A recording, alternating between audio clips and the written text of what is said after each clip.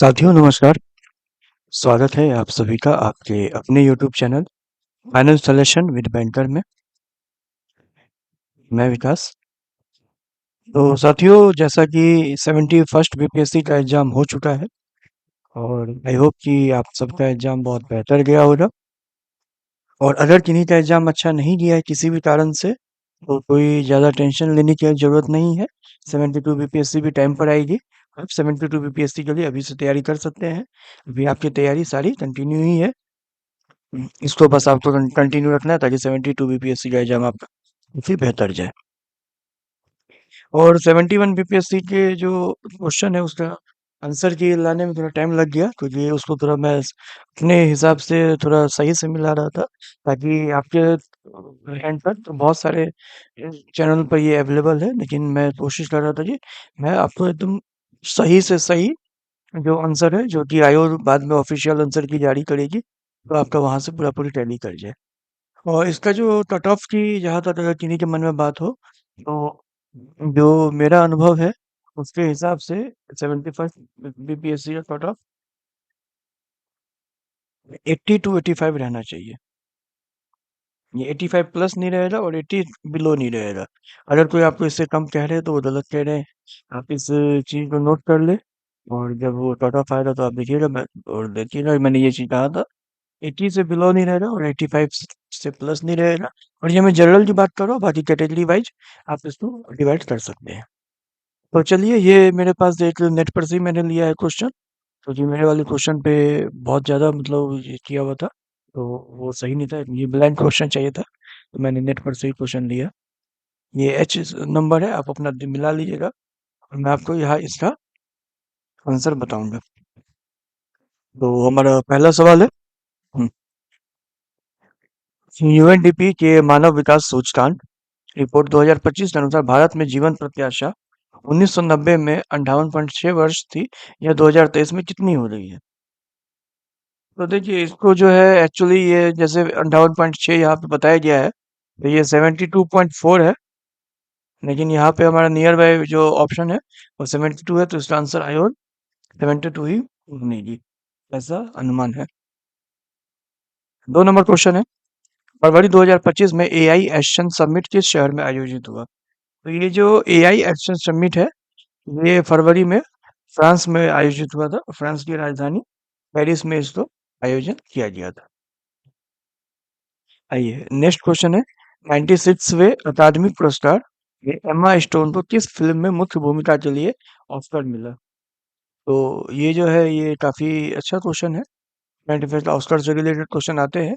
इसका सही जवाब पुअर थिंग्स है। इसके लिए एम्मा स्टोन को ऑस्कर मिला था। आइए अगला सवाल है हमारा 4 नंबर सवाल।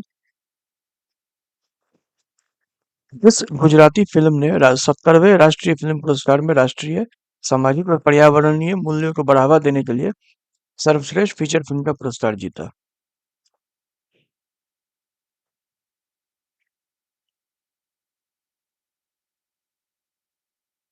तो इसका जो है यहाँ पे नन ऑफ दीज होना चाहिए क्योंकि ये जो थी गुजराती मूवी उसका नाम था पंचिका। पंचिका या पंचिका करके मूवी थी, वो थी तो इसका नन ऑफ दीज होना चाहिए। ये मुझे लग रहा है यहाँ पे आयोग इसका क्वेश्चन काटेगा। आइए 5 नंबर सवाल देखते हैं कि किस व्यक्ति या संगठन को 2024 का रेमन मैग्सेसे पुरस्कार प्राप्त हुआ? तो रेमन मैग्सेसे पुरस्कार जो है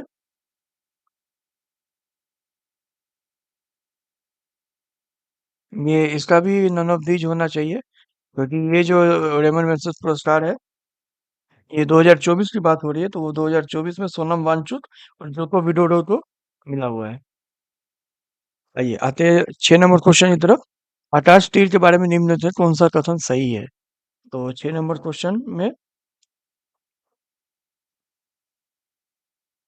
ये इसका एक से अधिक है क्योंकि ये सब कुछ जो है इसका सही है।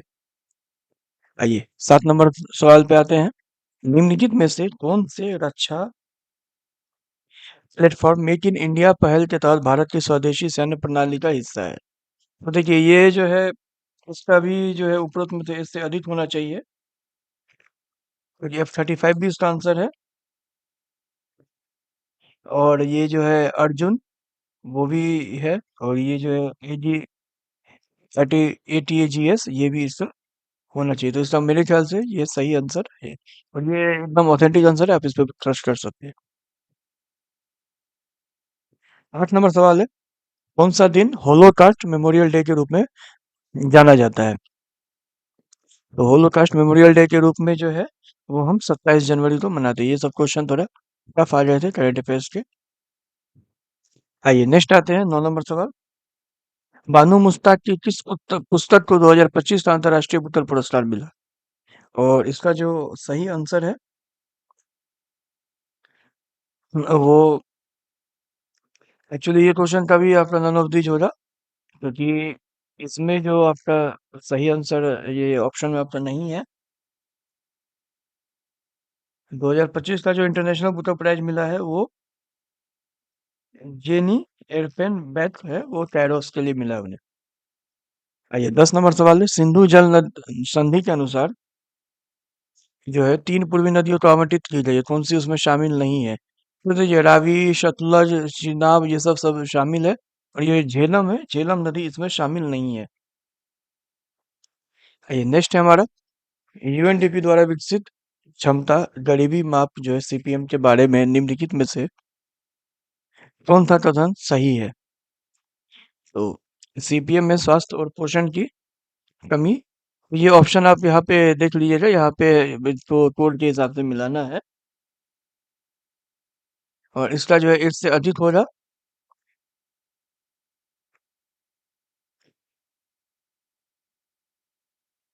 क्योंकि ये जो है वो child mall nutrition, female literacy, और जो है वो क्लीन वाटर, सबसे ये रिलेटेड है।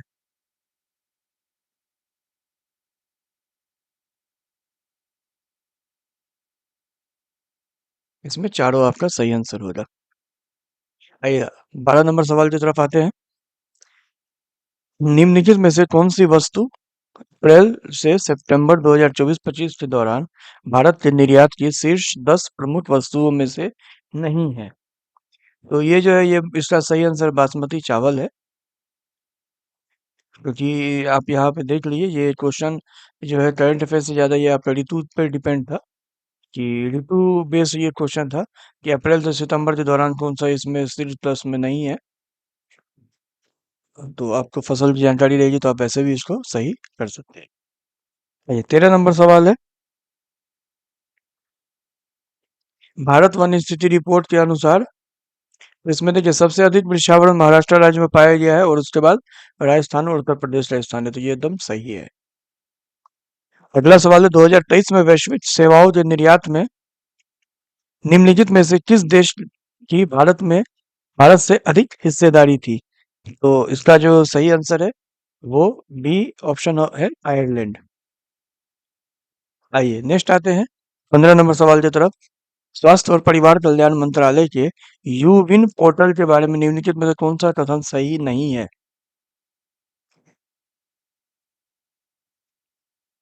और इसका जो सही नहीं है जो है, अगर यहाँ पूछा है तो ये पोर्टल 11 क्षेत्रीय भाषाओं में उपलब्ध है, तो ये सही नहीं है।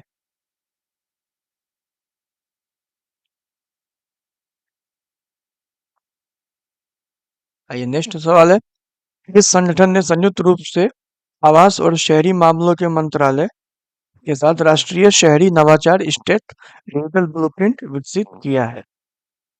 उसका जो सही आंसर है वो राष्ट्रीय शहरी मामले संस्थान NIUA सही आंसर होगा। 17 नंबर सवाल है, 31 अक्टूबर 2024 तक भारतमाला परियोजना के तहत किस राज्य में सबसे अधिक निर्मित सड़क की लंबाई थी? मतलब कहाँ पे सबसे, मतलब ये जो सड़क है उसमें कहाँ सबसे ज्यादा बनाई गई है? ये आपसे ये चीज पूछना चाह रहे हैं। तो ये राजस्थान इसका सही आंसर होगा। आइए 18 नंबर सवाल देख लेते हैं हम। किसान ऋण पोर्टल के शुभारंभ से पहले किसान ब्याज अनुदान और शीघ्र पुनर्भुगतान प्रोत्साहन योजनाओं के तहत मैनुअल दावे निम्नलिखित में से किस संस्थान को प्रस्तुत करते थे? और इसका जो सही आंसर है वो हो रहा है भारतीय रिजर्व बैंक और नाबार्ड। भारतीय रिजर्व बैंक फाइनेंस से, और नाबार्ड जो है वो एग्रीकल्चर से है। तो इसीलिए इसमें भारतीय रिजर्व बैंक और नाबार्ड आपका सही आंसर हो रहा है यहाँ पे। 19 नंबर क्वेश्चन है, भारत का विदेशी मुद्रा भंडार। तो विदेशी मुद्रा भंडार से पूछा गया है। तो ये जो है, ये दिसंबर 2024 के अंत तक बढ़कर लगभग 640 बिलियन अमेरिकी डॉलर हो गया है। आइए नेक्स्ट है 20 नंबर, NFHS 5 के आंकड़ों के अनुसार निम्नलिखित में से किस राज्य ने 2019 से 20 में 6% से कम आबादी को बहुआयामी रूप से गरीबी के रूप में दर्ज किया है? तो ये हिमाचल प्रदेश, यहाँ पे इसका सही आंसर हो जाएगा। इसके बाद आपका यहाँ पे सूची का मिलान करना था। तो इसका जो हम आंसर, सही आंसर है वो यहाँ पे हम देख लेते हैं। क्वेश्चन तो आपके पास सही, आपने एग्जाम अटेम्प्ट किया ही है। इसका सी सही है, 2 1 4 3 इसका होना चाहिए। आप वीडियो पॉज करके भी इसको सही से मिलान मिलान कर सकते हैं। और ये 22 नंबर सवाल है अब। 22 नंबर सवाल जो है, वार्षिक PLFS 2023-24 की रिपोर्ट के अनुसार क्या है इसका? ये ए नंबर इसका सही आंसर होगा कि वर्ष 2021-22 के बाद शहरी महिलाओं की तुलना में ग्रामीण महिलाओं के श्रम बल भागीदारी दर में अधिक वृद्धि हुई है। आइए 23 नंबर सवाल है, निम्नलिखित में से क्या विज्ञान प्रौद्योगिकी और नवाचार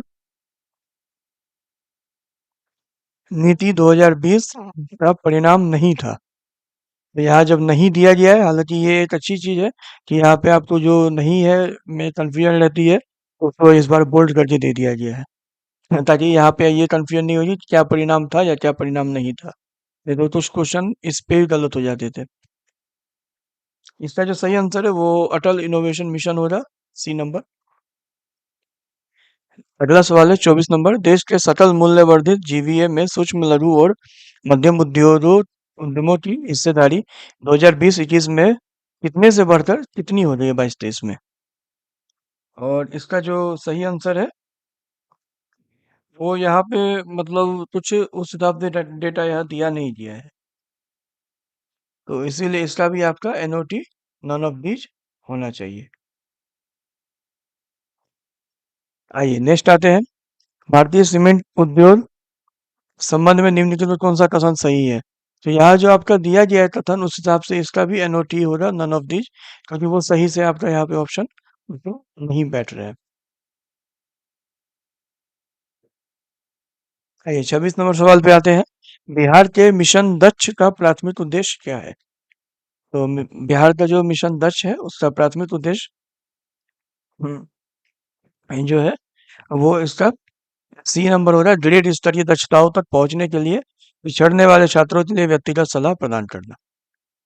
27 नंबर सवाल है, बिहार स्टार्टअप नीति 2022 के युवा ढांचे के तहत निम्नलिखित में से कौन सा घटक नहीं है? तो इसमें से क्या नहीं है वो हमें पता लगाना है। ये अंतर्राष्ट्रीय बाजार विस्तार योजना है जो, ये इसमें से नहीं होगा। बाकी जितनी भी है ये सारी चीजें इसमें होनी चाहिए, और यही आयोग भी इसको मानेगी। आइए 28 नंबर सवाल है हमारा, 2023-24 में बिहार के आर्थिक प्रदर्शन के बारे में निम्नलिखित में से कौन सा कथन सही है? तो इसका बी है, 2023-24 में बिहार के GSVM तृतीय क्षेत्र की अनुमानित हिस्सेदारी 58.6% थी। ये अगर प्राइमरी और सेकेंडरी और टर्शियरी अगर आपने देखा होगा तो ये वहां से आराम से बन जाता है।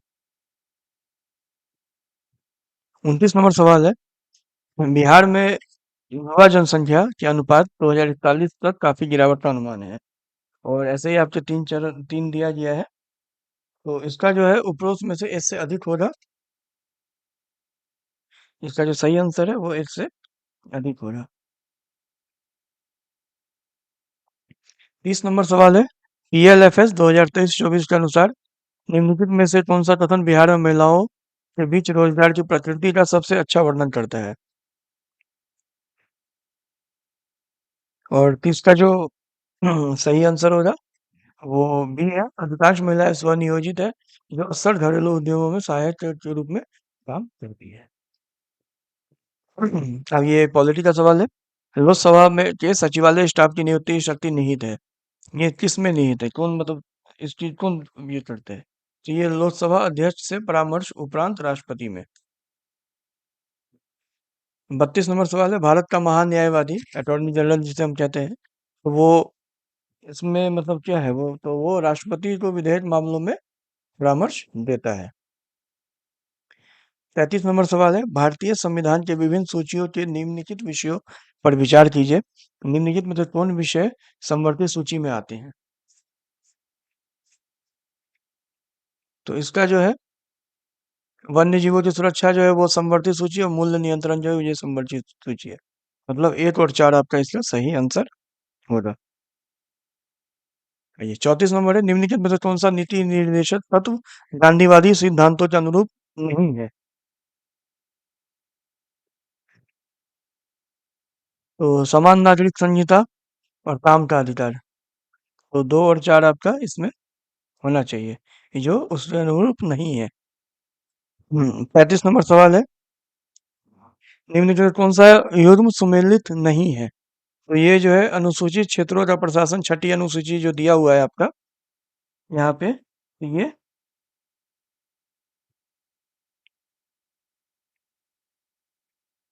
इसका नहीं होगा। 36 नंबर सवाल है, केंद्रीय सरकार के बारे में निम्न कथनों पर विचार कीजिए।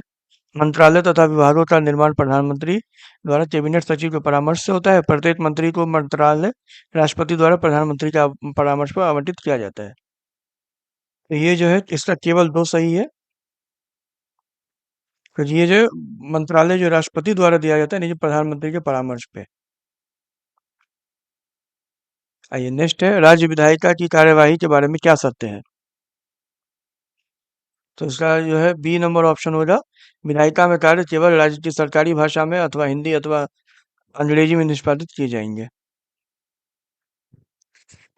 और 38 नंबर सवाल है, भारतीय संविधान मौलिक अधिकारों पर औचित्य पूर्ण प्रतिबंध का प्रावधान करता है, किंतु औचित्य को ध्यान में रखना चाहिए कि, तो इसका जो है वो 1 और 2 सही होगा। सामान्य जन का मतलब ये बी नंबर ऑप्शन होगा इसका, क्योंकि ये सामान्य जन का हित संरक्षण हो, और ये संरक्षित और विद्यमान सामाजिक मूल्य एवं सामाजिक आवश्यकता अवरोध ना हो। 39 नंबर सवाल है हमारा,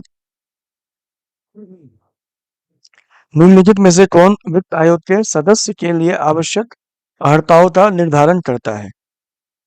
और इसका जो 39 का जो सही आंसर है, ये संसद की विधि द्वारा होगा आंसर। और आते हैं हम 40 नंबर सवाल पे, निम्नलिखित कथनों पर विचार कीजिए। तो 40 नंबर सवाल का जो सही आंसर है, वो यहाँ पे भी आपको नन ऑफ दीज मिलेगा, क्योंकि ये क्वेश्चन जो है वो क्वेश्चन और ऑप्शन सही आपका इसमें बैठ नहीं रहा है। 41 है, पंचायतों की वित्तीय स्थिति की समीक्षा के लिए कौन अधिकृत है? तो इसका जो है वो अ, राज्यपाल द्वारा गठित वित्त आयोग जो है वो इसके लिए अधिकृत है।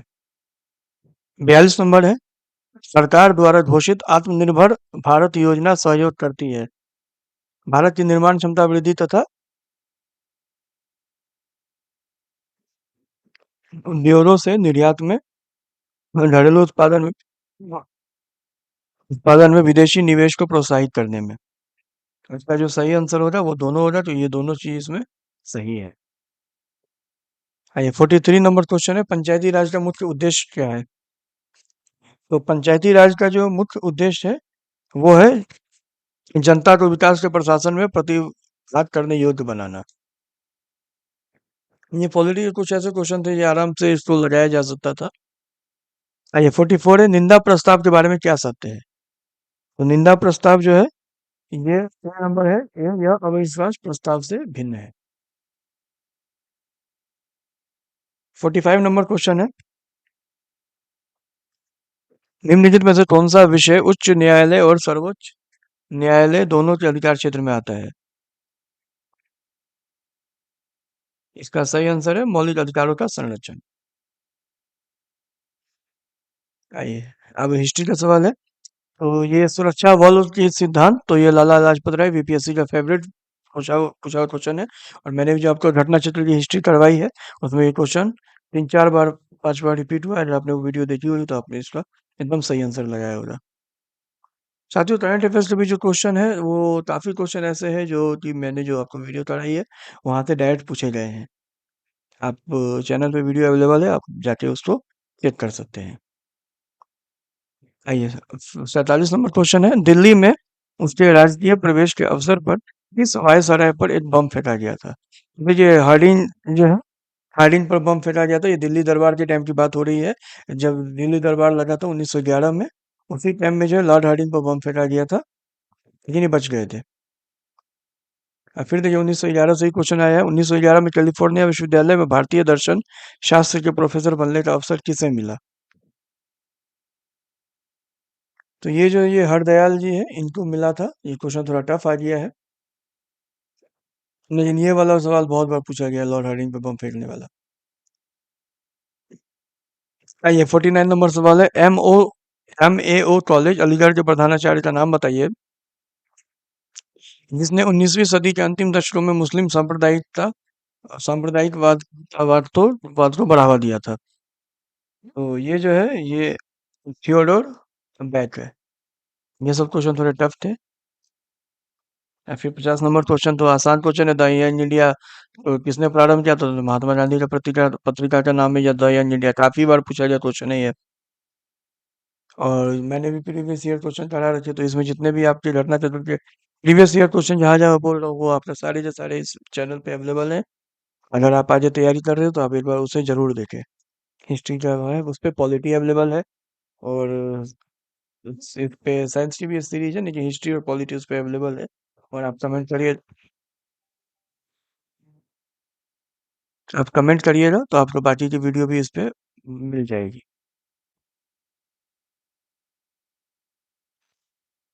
51 नंबर क्वेश्चन है, मेजीनाट रेखा किन देशों के बीच विद्यमान है? और इसका जो सही आंसर है वो फ्रांस और जर्मनी होगा। आइए, 52 नंबर क्वेश्चन है, हॉर्मुज जल मरुद मध्य जोड़ता है। तो ये सब क्वेश्चन सब प्रीवियस ईयर के ही क्वेश्चन है। पर्शिया की खाड़ी से ओमान की खाड़ी। 53 नंबर क्वेश्चन है, ग्राउंड जीरो कहाँ है? ग्राउंड जीरो न्यूयॉर्क में है। 54 नंबर क्वेश्चन है, निम्नलिखित में से कौन सा स्थल मरुमध्य है जो कि डेविल्स नेक के नाम से जाना जाता है? और ये जो है, ये पनामा को जाना जाता है इस नाम से। ये सब क्वेश्चन थोड़े हल्का टफ लेवल के थे। ये 55 नंबर क्वेश्चन आएगा, ये लड़न संदर्भित करता है, तो ये क्या संदर्भित करता है? तो स्थानांतरित कृषि जो है, ये इसको संदर्भित करता है। 56 है, दुनिया का सबसे बड़ा नदी द्वीप कौन सा है? तो ये काफी बार पूछा गया क्वेश्चन है, माजुली द्वीप है। भारत का सबसे बड़ा द्वितीय नदी बेसिन कौन सा है? तो ये गोदावरी नदी है। ये भी काफी बार पूछा गया क्वेश्चन है। और सबसे बड़ा जो है गंगा बेसिन है, गंगा बेसिन के बाद गोदावरी बेसिन नाम है। आइए, नेक्स्ट है, निम्नलिखित में से कौन सा अलकनंदा और भागीरथी के संगम का स्थान है? तो देखिए, ये तो रुद्रप्रयाग, सॉरी, देवप्रयाग, सबको पता है ये चीज। हाँ, उत्तराखंड के देवप्रयाग में ये है। और नेक्स्ट है, भारतीय क्षेत्र में दो ज्वालामुखी द्वीप है, कहाँ पर है? यहाँ पर दो ज्वालामुखी द्वीप है। तो ये नारकोंडम एवं बेरन ज्वालामुखी द्वीप जो है, ये है। हाँ, ये 60 नंबर क्वेश्चन है, मेरठ में किस आइटम की शिल्प कला को जीआई टैग मिला है?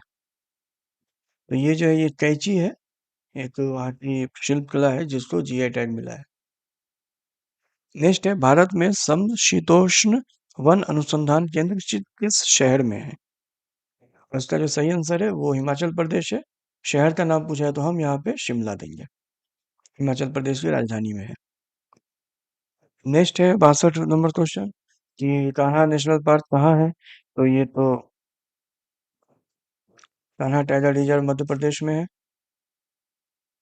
काजीरंगा असम में है। तो ये सब तो आपका स्टैटिक जीके का क्वेश्चन है, और काफी बार पूछा गया है। लोकतक क्या है? लोकतक जो है, वो एक झील है, ये पूछा गया क्वेश्चन है। कैसी झील है? मीठे पानी की, खारे पानी की, इस टाइप के क्वेश्चन ये सब पूछा गया है, प्रीवियस ईयर क्वेश्चन है ये। नेक्स्ट है, 64 नंबर सवाल, निम्नलिखित में से कौन सा पार्क या अभयारण्य बिहार में बाघ परियोजना के अंतर्गत आता है? तो बिहार में बाढ़ परियोजना के अंतर्गत तो मुझे लगता है ये तो इस क्वेश्चन का जवाब सबने दिया होगा। वाल्मीकि राष्ट्रीय पार्क जो है, वाल्मीकि वन्य अभयारण्य, जो कि पश्चिमी चंपारण में बेतिया में, बेतिया हेडक्वार्टर हुआ उसका, तो उस वहीं पे बस एक बाढ़ परियोजना है और बाकी नहीं है। ये मुंगेर में है, लेकिन ये सब बाढ़ परियोजना नहीं है। आइए नेक्स्ट आते हैं, निम्नलिखित में से कौन सा बिहार का राज्य पशु है? तो देखिए ये सब क्वेश्चन थोड़ा इजी क्वेश्चन पूछा था, क्योंकि पेपर टफ है, तो बैलेंस बनाने के लिए ये बिहार के क्वेश्चन थोड़े इसमें ठीक ठाक पूछे गए हैं, जिन्हें हम इजी लेवल पे रख सकते हैं। अब देखिए, बिहार में नालंदा विश्वविद्यालय की पुनर्स्थापना किस वर्ष हुई थी? काफी बार पूछा हुआ क्वेश्चन है, 2014 में हुई थी। काफी बार पूछा हुआ क्वेश्चन है ये। कर्मनाशा नदी का उद्गम स्थल है? तो देखिए, कर्मनाशा नदी कहाँ से, मतलब उसका उद्गम कहाँ से है? तो कैमूर जिला से है कर्मनाशा। इसके बाद, बिहार संपूर्ण भारत का कितना परसेंट पाइराइट उत्पादित करता है? तो ये मतलब 95% इसका सही आंसर है। बहुत से लोगों को पता होगा, बहुत से को नहीं भी पता होगा। अब देखिए, बिहार के किस जिले में सोना पाया जाता है? ये कितनी बार पूछ चुका है, जब से वहां पे भंडार मिला है उसके बाद से बीपीएससी के एग्जाम में मुझे लगता है तीसरी बार ये क्वेश्चन पूछ रहा है। 70 नंबर क्वेश्चन है, बिहार का अधिकांश भाग निम्नलिखित में से किस प्रकार की जलवायु के अंतर्गत आता है? और ये क्वेश्चन भी जो है, ये रिपीटेड क्वेश्चन है। उपोष्ण कटिबंधीय मानसून, ये मुझे लगता है 68 में पूछा गया क्वेश्चन है। हाँ, इसके बाद आप देखिए, ये सब कुछ मैथ के क्वेश्चन है, तो इसमें मैं बस आंसर बता देता हूँ कि 71 का ए होगा, और 72 का 14,000 इसका आंसर होगा। देखिए, यहाँ पे मैं आपको उतना अच्छे से एक्सप्लेन नहीं कर पाऊंगा, इसीलिए मैं इसका बस आपको आंसर बता रहा हूँ। 73 का सी होगा। 74 का देखिए, किस माध्यम में जो ध्वनि की चाल अधिकतम होती है? तो स्टील में। कितनी बार रिपीटेड किया हुआ क्वेश्चन है ये।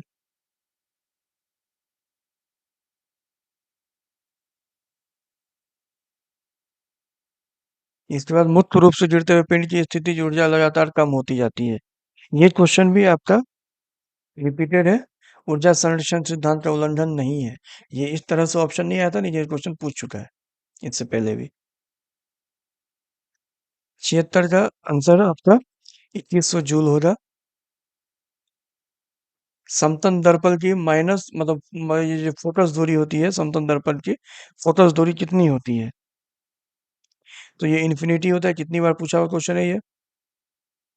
निम्नलिखित में से कौन सा पद विद्युत परिपथ में विद्युत शक्ति को निरूपित नहीं करता है? तो ये इसका जो सही आंसर होगा वो बी होगा। 79 नंबर क्वेश्चन है, लघु पाथन के समय परिपथ में विद्युत धारा का मान। तो विद्युत धारा का मान जो उस टाइम में बहुत अधिक बढ़ जाता है, बहुत अधिक बढ़ता है ये क्वेश्चन भी प्रीवियस ईयर क्वेश्चन है, पूछा हुआ क्वेश्चन है। उपकरणों को विद्युत आघात से बचाने वाली युक्ति है। उपकरणों को विद्युत आघात से बचाने वाली क्या युक्ति है? तो हमारे घर में जो लगा रहता है, क्या लगा रहता है हमारे घर में? अगर जैसे कभी कुछ शॉर्ट सर्किट हो जाए, कुछ भी ऐसा होता है, तो सबसे पहले क्या उड़ता है? सबसे पहले हमारा फ्यूज उड़ता है। फ्यूज को लगाया इसीलिए जाता है कि अगर कहीं पे कोई दिक्कत हुई तो पहले फ्यूज उड़ेगा और सारी लाइट कट जाएगी और हमारी जो बाकी चीजें है वो सुरक्षित रहेगी। अब एमसीबी लगाया जाता है कि फ्यूज से भी पहले अब एमसीबी गिर जाए, लेकिन ये यहाँ पे हमारा फ्यूज ही इसका सही आंसर होगा। 0.1 NHCl समाधान का पीएच मान है लगभग। ये जो है वो ये 1.0 इसका पीएच मान है। 82 का है, नीचे से रात में चमकने वाले वर्णक के रूप में कौन सा यौगिक जाना जाता है? तो यूरोपियम डोप, स्ट्रोनियम एल्यूमिनेट। ये क्वेश्चन थोड़ा टफ क्वेश्चन आया था। आइए नेक्स्ट, स्मार्ट फिल्म के लिए किस सामग्री का उपयोग किया जाता है? Indian tin, indium tin oxide. 84 number question है, कार्सिनोमा के उपचार के लिए किस धातु यौगिक का उपयोग किया जाता है? और इसका जो है प्लेटिनम सही आंसर होगा आपका। 85 है, गर्भ निरोधक गोलियों में किस यौगिक का उपयोग किया जाता है? तो ये अब बीपीएससी का ट्रेंड चल रहा है कि वो मॉलिक्यूल से भी क्वेश्चन पूछ रही है। पिछली बार भी ऐसा हुआ था कि मॉलिक्यूल से रिलेटेड क्वेश्चन बीपीएससी ने पूछा था। इसका जो सही आंसर है वो है लेवो नॉर्गे स्ट्रेल।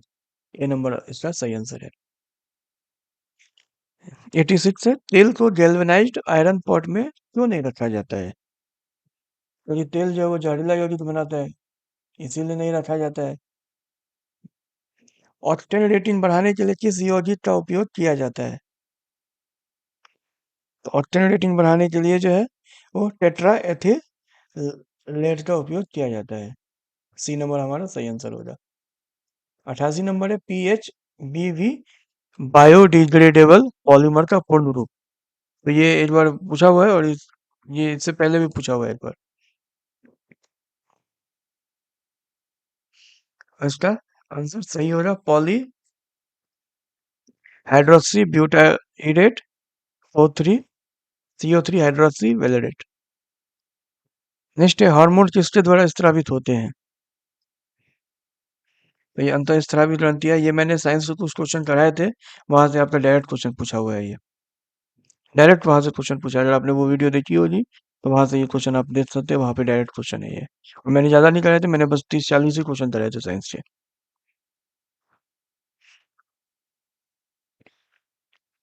नेक्स्ट है निम्नलिखित में से कौन सा शब्द हर्पिस सिंप्लेक्स वायरस और मानव के बीच की बातचीत को दर्शाता है?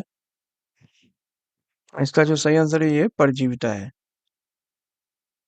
91 है संक्रमण के जवाब में बनने वाली पहली इम्यूनोग्लोबुलिन की श्रेणी कौन सी है?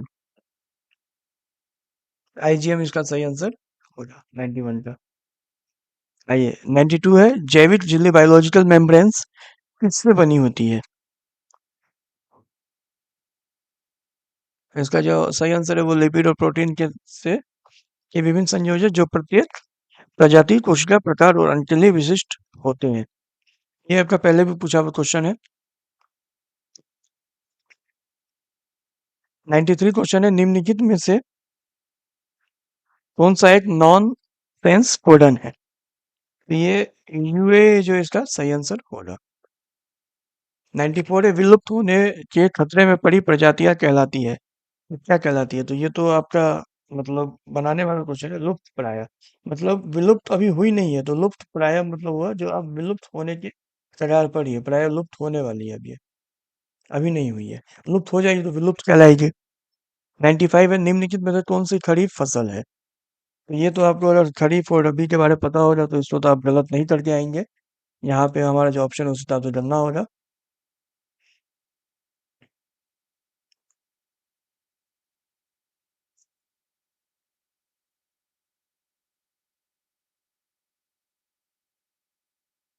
96 नंबर क्वेश्चन है पौधों में जाइलम निम्नलिखित कार्य के लिए जिम्मेवार है। तो जो इसका जो सही आंसर है वो पानी में घुले हुए खनिजों का परिवहन के लिए। और ये जो मैंने साइंस के क्वेश्चन की एक वीडियो कराई थी, ये उसी वीडियो में से एक और सवाल आपका मिल गया है। आप वीडियो में जाके देख सकते हैं, वहां पे ये सवाल भी आपका डायरेक्ट वहां से क्वेश्चन पूछा गया है। पौधों के वर्गीकरण में संवहनी ऊतकों की विशेषताओं का उपयोग करने वाले पहले व्यक्ति कौन थे? और इसका नन ऑफ दीज होना चाहिए। ये क्वेश्चन थोड़ा आपका हो सकता है आयोग इसको कैंसिल करे।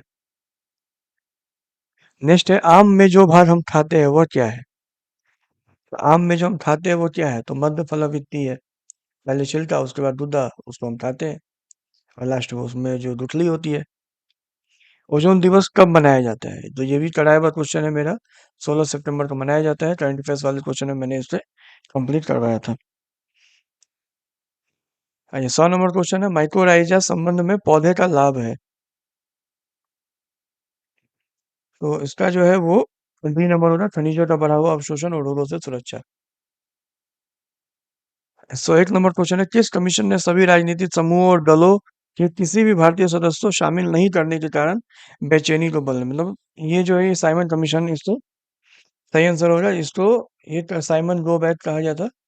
और इसमें ये इसका यही कारण था विरोध करने का, तो इसमें एक भी भारतीय को शामिल नहीं किया जाता और भी उसको बहुत सारे नामों से बुलाया गया था। आइए नेक्स्ट है किसने आजाद हिंद फौज का नेतृत्व संभाला? तो ये सुभाष चंद्र बोस आजाद हिंद फौज का जो नेतृत्व है वो संभाला था। हम या तो भारत को स्वतंत्र करें या अभियान में मर जाएंगे।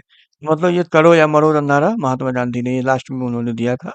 महात्मा गांधी का करो या मरो का जो नारा था वो, उसको थोड़ा इसने आयोग ने थोड़ा डीपली करके पूछा, लेकिन ये आपने लगा दिया होगा सही। क्योंकि ये करो या मरो का इस टाइप का नारा जो है जवाहरलाल नेहरू, अब्दुल कलाम आजाद, वीर सावरकर में से किसी ने नहीं दिया, तो ऑप्शन से भी ये आराम से लग जाएगा। इसने बांटो और छोड़ो के नारों को बुलंद किया।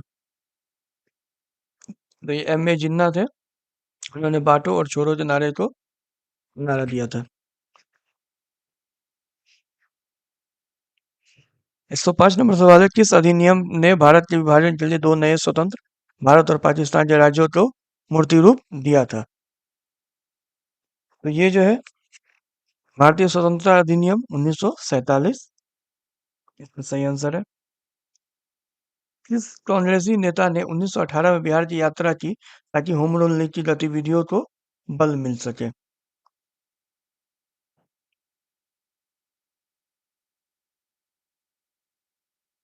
इसमें एक्चुअली ये मतलब 1918 में बिहार की यात्रा की, तो देखिए उस टाइम महात्मा गांधी भी आए थे, 1917 में चंपारण आंदोलन किए थे, और ऐसा नहीं है, एनी बेसेंट भी थी, बीजी तिलक, तो ये थोड़ा नन ऑफ दीज वाला आंसर है।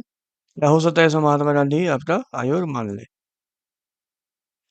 चंपारण कृषि कमेटी के नियुक्ति में किसके बीच समझौता हुआ था? तो ये तो ऑब्वियस है, ये सरकार के खिलाफ आंदोलन था, तो गांधी जी और सरकार के बीच में होगा। बिहार में किसान सभा का प्रमुख नेता, ये काफी बार पूछा हुआ क्वेश्चन है, शाहजादा सरस्वती। विक्रम पुलिस थाने के अंतर्गत राष्ट्रीय ध्वज को फहराते समय किसको मार दिया गया था?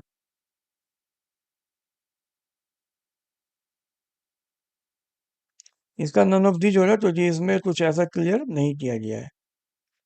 मार्च 1939 में बिहार के मुख्यमंत्री कौन बने?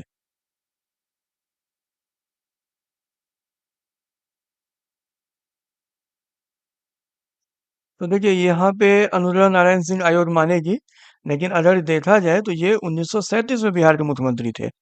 1939 में तो इन्होंने रिजाइन भी दे दिया था, इसीलिए इसको हो सकता है कि ये 1939 में यहाँ पे 37 करके आयोग इसको एएन सिंह आंसर इसका लगाए। नहीं तो नन ऑफ दीज होगा। आपने अगर एएन सिंह लगा के आए हैं आप, तो घबराने की बात नहीं है, ये यादव मिनिस्टर आयोग एएन सिंह ही मानेगी। नहीं गलत मानेगी, इस पे भी विवाद होगा बाद में। इसमें सूची मिलाने के लिए है, इसका मैं सीधे आपको आंसर बता देता हूँ कि इसका बी नंबर होगा 4312। 112 निम्नलिखित में से कौन एक ऋग्वैदिक युद्ध से संबंधित नहीं है? तो ये गार्गी जो है इसका सही आंसर होगा, गार्गी नहीं है इससे संबंधित।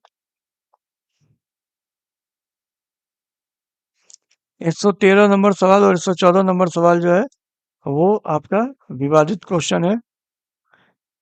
काफी क्वेश्चन आयोग ने अच्छे सेट किए, लेकिन फिर भी इस बार विवादित क्वेश्चन काफी आ गए हैं, जिन्हें आयोग इसमें या तो डिलीट करेगा या फिर उस पर कुछ डिबेट होगी।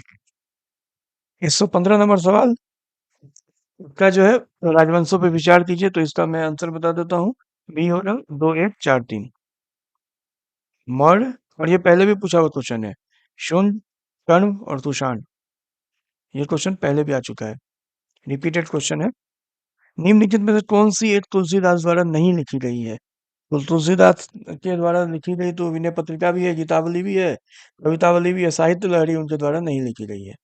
इसका सही आंसर साहित्य लहरी होगा। 117 का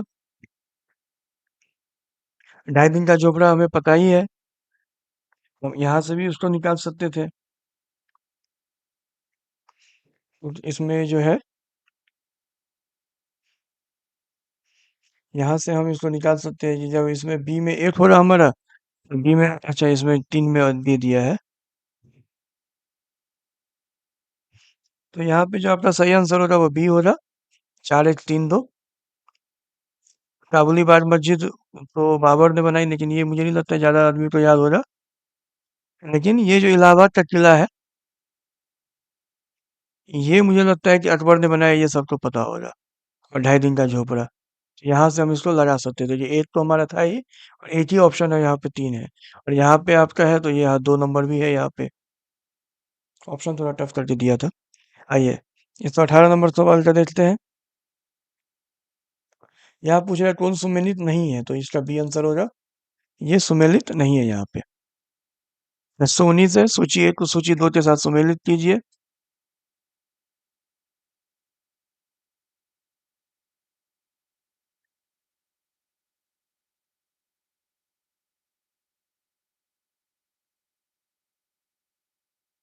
ये क्वेश्चन भी आपका विवादित क्वेश्चन है, बी में एक आना चाहिए, तो इसमें दिया हुआ है, ये क्वेश्चन आपका विवादित क्वेश्चन है। इसमें इस इन दोनों में कहीं ना कहीं कुछ गलत कर दिया है।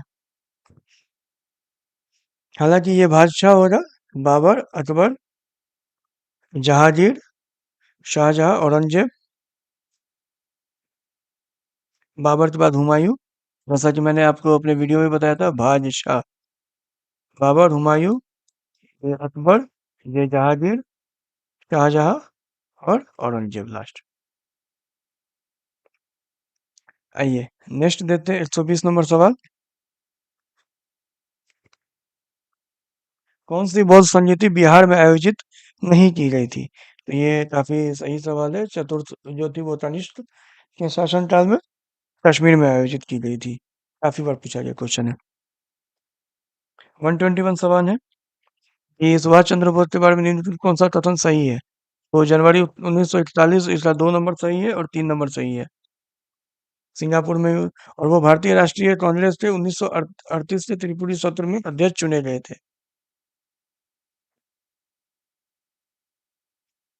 1939 में वो अध्यक्ष चुने गए थे त्रिपुरी वाले में। आइए, नेक्स्ट है 122 नंबर क्वेश्चन। निम्नलिखित में कौन नालंदा विश्वविद्यालय में आचार्य नहीं थे? कौटिल्य जो है वो यहाँ पे आचार्य नहीं थे। 123 नंबर है आधुनिक भारतीय इतिहास को निम्नलिखित घटनाओं पर विचार कीजिए। 123 का जो है 1 नंबर आपका सही होगा, 3 1 2 4 होगा। जो पहले हुआ उस हिसाब से तो वांडीवास की लड़ाई हुई, उसके बाद नंद कुमार का मृत्युदंड, इसके बाद आपका सालबाई की संधि, और टीपू सुल्तान की मृत्यु। इसके हिसाब से सबसे लास्ट टीपू सुल्तान की मृत्यु हुई। बिहार के निम्नलिखित समाचार पत्रों में से सबसे पहले किसका प्रकाशन प्रारंभ हुआ? तो बिहार हेराल्ड जो है सबसे पहले इसी का प्रकाशन प्रारंभ हुआ है। 125 नंबर है, ये सुमेलित करने वाला सवाल है।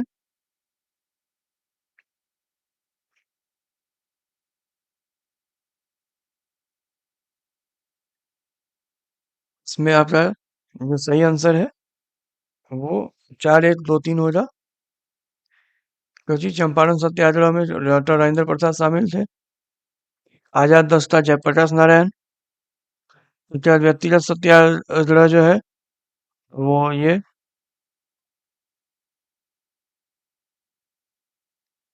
श्याम नारायण सिंह, और किसान सभा जो है स्वामी सहजानंद सरस्वती, किसान के नेता, किसान सभा उन्होंने ही की थी। इसमें है कि मतलब ये तो आपका रीजनिंग का क्वेश्चन है, सी नंबर इसका सही आंसर होगा। साथियों, यहाँ पे आंसर बता देता हूँ मैं, क्योंकि ये तो बनाने की अभी यहाँ पे नहीं बना पाएंगे। इसका आंसर बी होगा। 128 का आंसर डी होगा। 129 का बी होगा। 130 का डिक्शनरी के हिसाब से कह रहा है ये आपको, तो यहाँ पे ए होगा। 131 का डी नंबर आंसर है। 132 नंबर सवाल का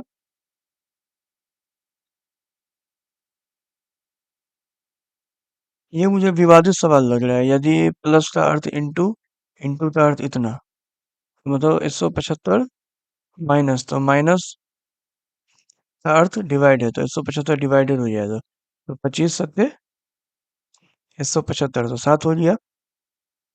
और डिवाइड का अर्थ क्या है? यहाँ पे डिवाइड का अर्थ हमारा प्लस है, तो यहाँ पे 25 प्लस 5 हो गया, तो 7 प्लस 5, 7 प्लस 5, और फिर प्लस का अर्थ गुना है, तो 5 गुने 20। और इंटू का अर्थ यहाँ पर है माइनस, 20 - 3। और प्लस का अर्थ गुना है, तो गुने 10। तो अब हम यहाँ पे 20 × 5 = 100, और 3 है 30,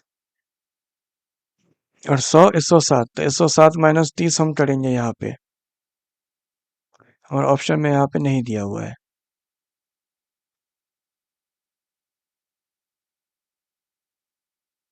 ऑप्शन यहाँ पे नहीं, ठीक है, 77 ही तो इसका आंसर होगा, सही है। 107, यहाँ पे 20 × 5 = 100, और फिर इसको ऐड करेंगे तो 107 हुआ। यहाँ 30, 107 - 30 करेंगे, 23, 77, 23, 100। आइए, 133 का होगा 9 और 50, उसका सही आंसर होगा। 134 का आपका सही आंसर होगा 35, और 135 आप देख लीजिएगा, कोड वाला सवाल है, इस तरह से डी होना चाहिए।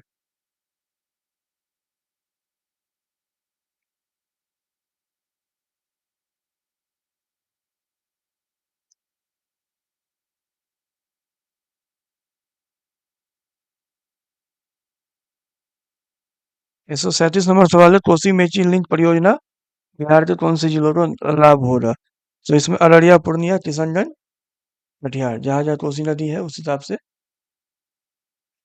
138 नंबर है, किन भारतीय भाषाओं को शास्त्रीय भाषा का दर्जा प्राप्त है? तो ये इसका सही आंसर एक से अधिक है, शास्त्रीय भाषा का दर्जा एक से अधिक भाषा को ऑप्शन में आपका प्राप्त है। नागी पक्षी अभयारण्य जो है वो स्थल को महत्वपूर्ण पक्षी और जैव विविधता क्षेत्र के रूप में किस संगठन ने मान्यता दी है?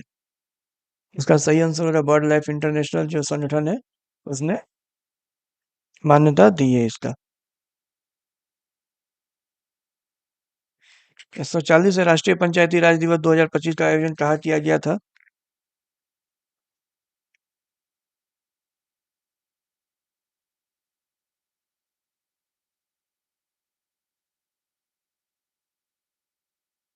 इसका भी आपका विवादित क्वेश्चन आ रहा है यहाँ पे, ये भी विवादित क्वेश्चन है। आइए, 141 देख लेते, लूनर ट्रेल ब्लेजर मिशन का मुख्य उद्देश्य क्या है? तो चंद्रमा की सतह पर जल का पता लगाना, इसका ए आंसर है।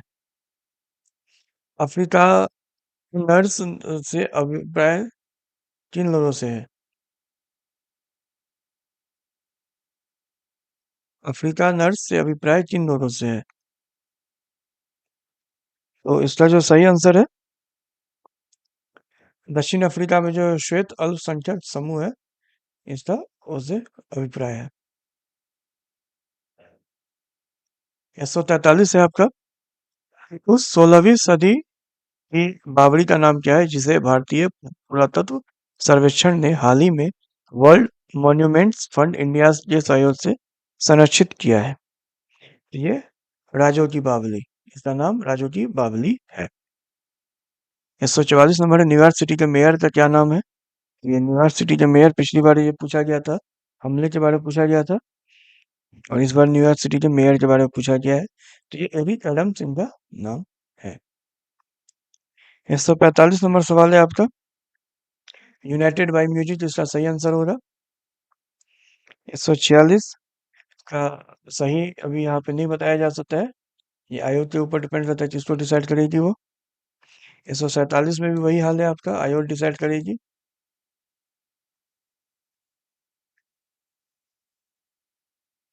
148 जो है, ये विकसित देशों से 2030 तक प्रतिवर्ष कम से कम $500 बिलियन देने की अपील है। और 149 का जो सही आंसर है वो सी होगा, 150 का सही आंसर।